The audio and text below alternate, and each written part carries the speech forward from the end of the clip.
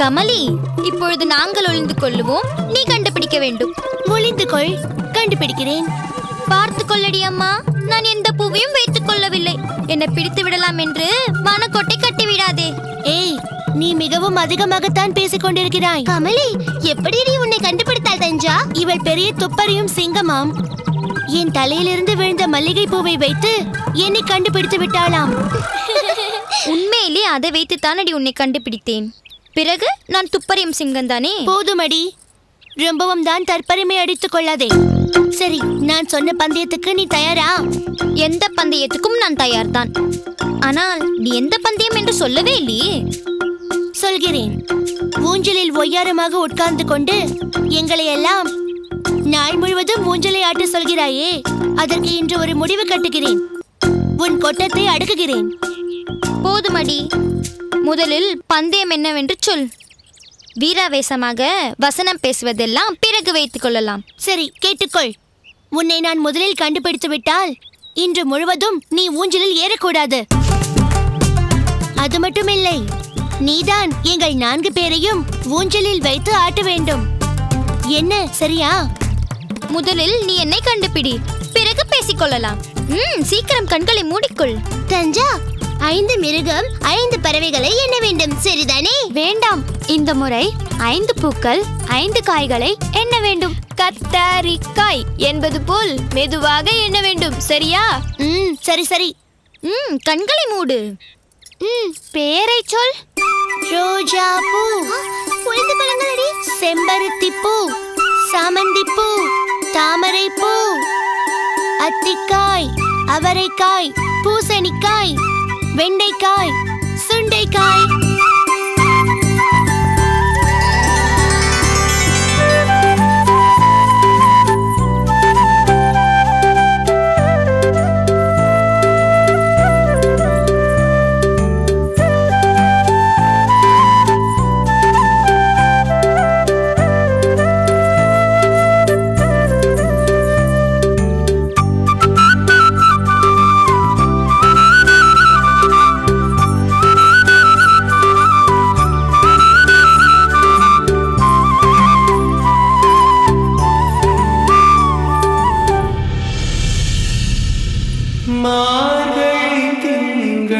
மதி நிறைந்த நன்னாளா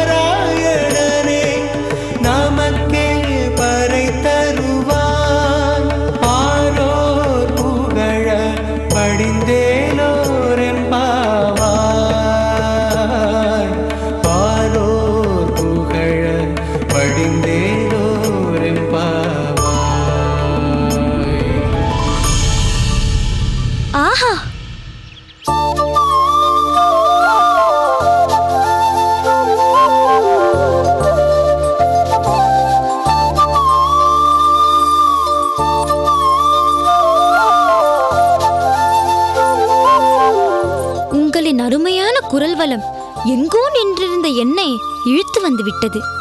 இவ்வளோ சிறப்பாக உங்களால் பாட முடியும் என்பதும், பெருமாள் உங்களுக்கு இத்தகைய ஏற்றமான குரல் வளத்தை கொடுத்திருக்கிறார் என்பதும் இன்றுதான் எனக்கு தெரிந்தது.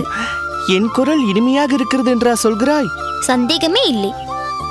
என் குரல் பற்றி எனக்கு தெரியாது. அதை சிலாக்கித்து சொன்னதற்கு நன்றி. ஆனால் அந்த ஆண்டாளின் பாசுரத்தில் இருந்த அர்த்த புஷ்டி நிறைந்த வரிகள் தான் என்னை பாட வைத்து விட்டன. அதை நினைத்து நினைத்து நான் பூரிப்படைகிறேன். அவ்வளவு அர்த்த புஷ்டி நிறைந்ததா இந்த பாசுரம்? நிச்சயமாக. ஸ்ரீவல்லிபுத்தூரில் குழந்தை பெரு இல்லாத பெரியாழ்வாருக்கு துளசி செடியின் கீழ் குழந்தையாக கிடைத்தவள் கோதை நாச்சியார் எனும் ஆண்டாள். திருமண பிராயத்தில் தன்னை அவள் பிருந்தாவனத்து ராதையாகவே கற்பனை செய்து கொண்டாள். பகவான் கிருஷ்ணர் மீதும் அவரை சுற்றியிருந்த கோபிகைகள் மீதும் அளவற்ற பக்தி கொண்டாள். ஆண்டாளின் இந்த முதல் பாசுரத்தில் அவள் தன் சிநேகிதிகளை கோபியராக நினைத்து ஸ்ரீவல்லிபுத்தூரையே ஆயர்பாடியாக பாவித்து, அழகிய அணிகலன்கள் அணிந்த என் அருமை தோழிகளே, நீராட வாருங்கள், அந்த கிருஷ்ணனை நந்தகோபருடைய மாளிகைக்கு சென்று தரிசிப்போம் என்று அழைக்கிறாள். இந்த பக்தி பாவம் கூட மிகவும் சுவாரஸ்யமாக இருக்கிறது. பிறகு நெய்யுண்ணோம் பாலுண்ணோம் என்று நோன்பிருந்து பல இடையூறுகளுக்கு பின் அவளின் முயற்சி திருவினையாகிறது. பெருமாள் ரங்கமன்னார் அவளுக்கு முன் பிரதிட்சியமாக அவரின் திருவடிகளை சேவித்தவள் மீண்டும் எழுந்திருக்காமலேயே இருக்க, பெருமாளே அவள் தோள்களை பிடித்து எழுப்புகிறார். கோதையின் கண்களில் கண்ணீர் பிரபாவிக்க, நாம் தான் தரிசனம் கொடுத்து விட்டோமே, இனி எதற்கு கண்ணீர் என்று பெருமாள் வினவுகிறார். நான் முழுமையாக உங்களிடம் சரணடைந்து விட்டதால் எனக்கு காட்சி கொடுத்திருக்கிறீர்கள். ஆனால் நான் எத்தகைய இன்னல்களை எல்லாம் கடந்து வந்திருக்கிறேன் தெரியுமா? மீண்டும் எனக்கு பிறவிகள் கொடுத்து விட்டீர்களே, ஆனால் ஒவ்வொரு பிறவியிலும் நான் உங்களை எங்கே தேடுவேன்? அதனால் தாங்கள் எனக்கு பிறவா வரம் தர வேண்டும். நான் என்றும் உங்கள் உடமையாகவே இருக்க வேண்டும் என வேண்டினாள். நானும் கூட அந்த கோதையைப் போல கிருஷ்ணனான் உன் உடமையிலே என்றும் இருக்க வேண்டும்.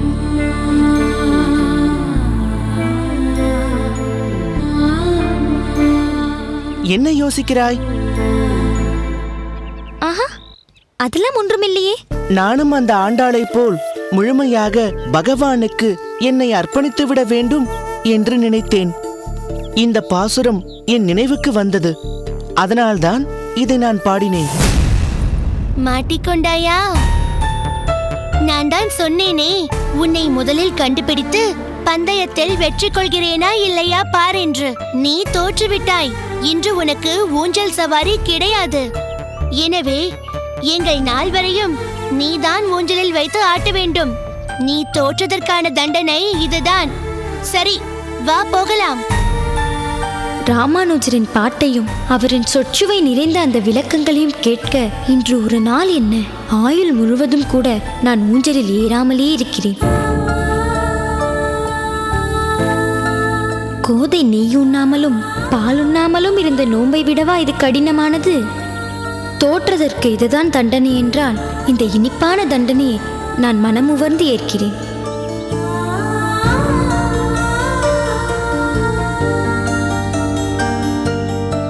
வா போகலாம்.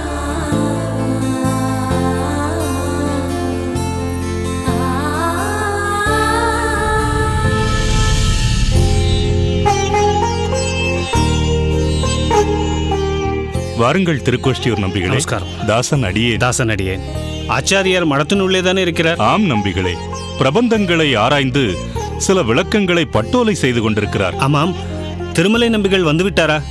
அவர் வெகு தொலைவில் இருந்து வருவதால் அவரை காண வேண்டும் என்று அடியேன் ஓடோடி வருகிறேன். திருமலை நம்பிகளை தரிசித்தால் அந்த திருமலை வாசனையே தரிசித்தது போல் அல்லவா? மிகவும் உண்மை. திருமலை நம்பிகள் மடத்தினுள்ளே இல்லை. இந்நேரம் வந்திருக்க வேண்டும்.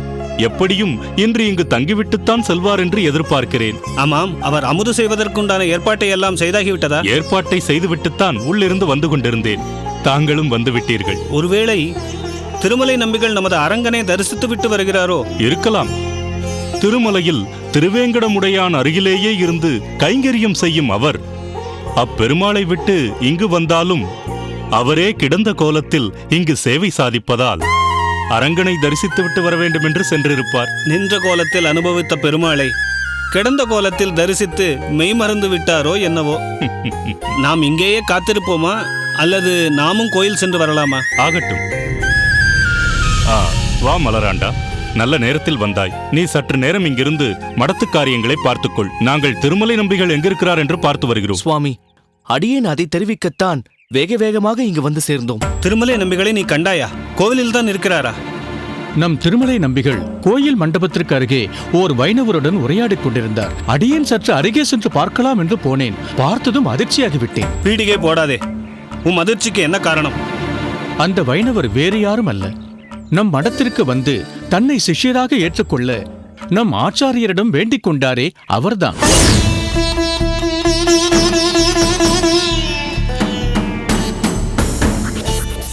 யாரையாவது பார்த்துவிட்டு உளராதே மலராண்டா. இல்லை சுவாமி, நன்கு ஊர்ஜிதப்படுத்திக் கொண்டுதான் வந்தேன். அதே வைணவர்தான் அவர். பெரிய நம்பிகளே, அடியேன் நினைக்கிறேன் நம் ஆச்சாரியார் அந்த வைணவரிடம் சற்றும் முகம் கொடுக்காமல் கடிந்து பேசிவிட்டு உள்ளே சென்று விட்டார். நாமும் அதன் பின்பு அவ்வைணவரிடம் திரும்ப செல்லுமாறு கூறி அனுப்பிவிட்டோம். ஒருவேளை திருமலை நம்பிகளும் நம் ஆச்சாரியரின் நெருங்கிய சீடர் என்பதால் அவருடைய சிபாரிசை நாடியிருப்பாரோ? இருக்கலாம். ஆனால் நம் ஆச்சாரியரின் மனோநிலை அந்த வைணவர் விஷயத்தில் எப்படி இருந்தது என்பதை திருமலை நம்பிகள் அறிந்திருக்க மாட்டார். நாம் உடனே சென்று அவரை எச்சரிக்கை செய்வதுதான் நல்லது. நாம் புறப்பட்டு அங்கு செல்லலாம், வாருங்கள்.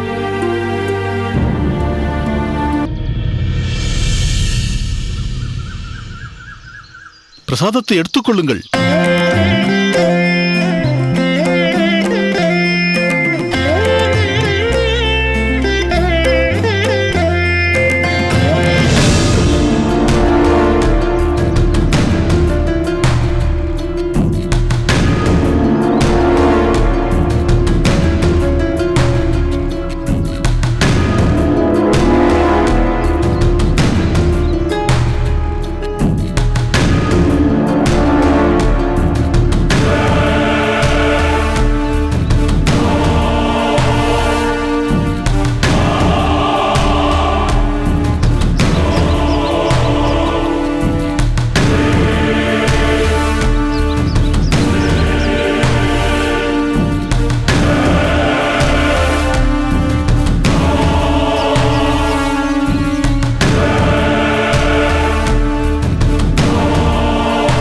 பெரிய நம்பிகளே,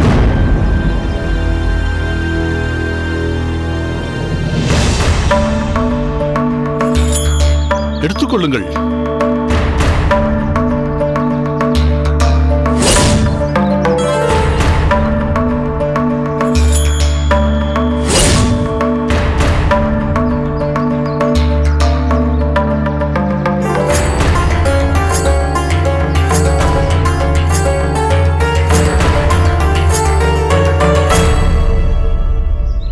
எடுத்துக்கொள்ளுங்கள்.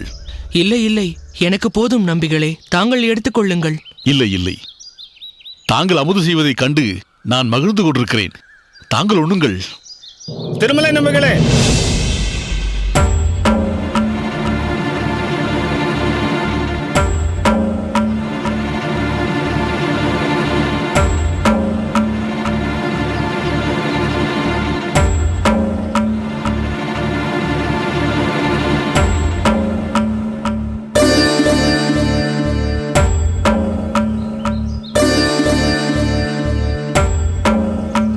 வணங்குகிறேன் சுவாமி. அடியேன். வாருங்கள் திருக்கோஷியூராரே.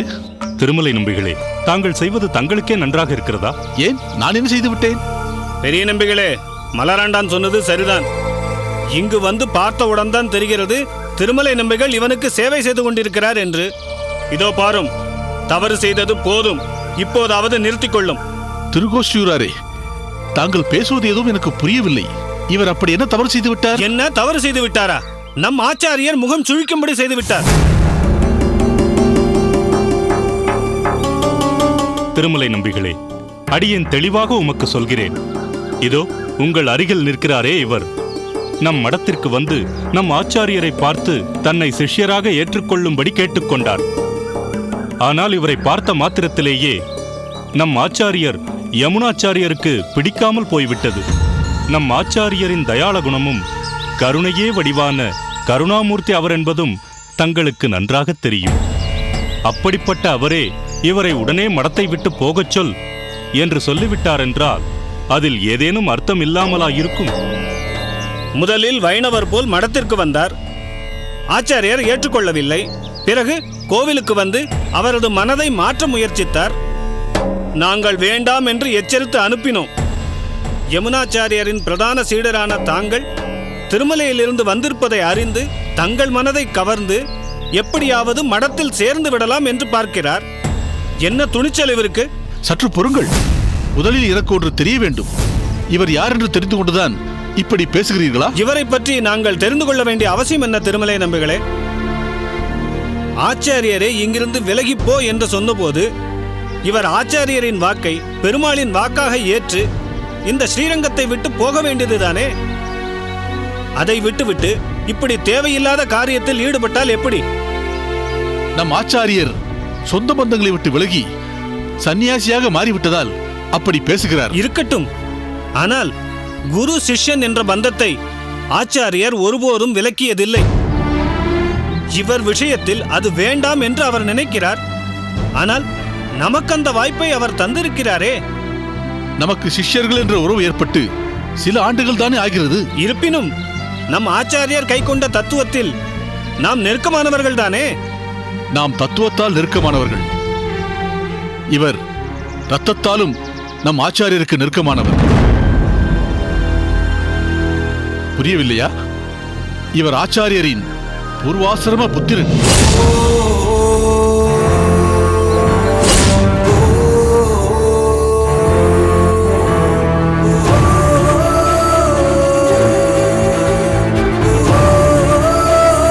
நம் யமுனாச்சாரியர் ஆளவந்தாராக ஆட்சி புரிந்த காலத்தில் அவருக்கு மகனாக பிறந்தவர்.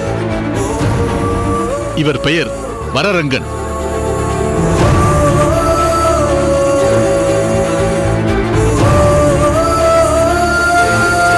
இப்போது சொல்லுங்கள், ஆச்சாரியருக்கும் நமக்கும் உள்ள குரு சிஷ்ய வைபவம் உயர்ந்ததா, அல்லது அவருக்கு மகனாக பிறந்து அவருக்கு சிஷ்யனாக வேண்டும் என்ற இவரது வைபவம் உயர்ந்ததா? திருமலை நம்பிகளே, தாங்கள் என்ன சொல்கிறீர்கள்? ஆம் திருக்கோஷ்டியூராரே, பூர்வாசிரமத்தில் நம் ஆச்சாரியர் ஆளவந்தாராக ராஜாங்கத்தில் வலம் வந்த போது அவருக்கு 4 புதல்வர்கள். அதில் இரண்டாம் அவர் இந்த வரரங்கர். மூத்தவர் தெய்வக்கரசு நம்பி. நம் ஆச்சாரியரின் ஆச்சாரியர் மணக்கால் நம்பியின் சிஷ்யராக இந்த வரரங்கரும் மூத்தவரை போல் சிரேஷ்டர். பிரபந்தங்களை இசைப்பதிலும் பாண்டித்யம் கொண்ட பாகவதர் தன் தகப்பனாருக்கு சேவை செய்ய வேண்டும் என்ற உயர்ந்த எண்ணத்தில் இங்கு வந்திருக்கிறார். அடடா, இப்படிப்பட்ட உத்தமரையா தவறாக நினைத்தேன். அடியேனை மன்னிக்க வேண்டும். விவரம் அறியாமல் தங்கள் மனதை நோகும்படி அடியேன் செய்து விட்டேன். அடியேனையும் மன்னிக்க வேண்டும். ஏன் பெரிய வார்த்தைகளை பேசுகிறீர்கள்? அடியேன் மிகவும் சிறியேன். தாங்கள் தங்களை சிறியேன் என்று கூறிக்கொள்வது தகாது. அந்த பெருமாள் நம் ஆச்சாரியார் போன்ற பெரியோருக்கு சமமானவர்களையே மகனாக பார்க்கச் செய்வார். அவ்வகையில் குணத்தாலும் பணிவாலும் தாங்கள் பெரியோராக போற்றத்தக்கவர். அது மட்டுமல்ல பெரிய நம்பிகளே, இவ்வளவு நேரம் அடியேன் இவரோடு உரையாடி கொண்டிருந்த போது கூட இவர் தனக்கு நடந்த விஷயங்களை பற்றி ஒரு வரி கூட இவர் என்னிடம் சொல்லவில்லை.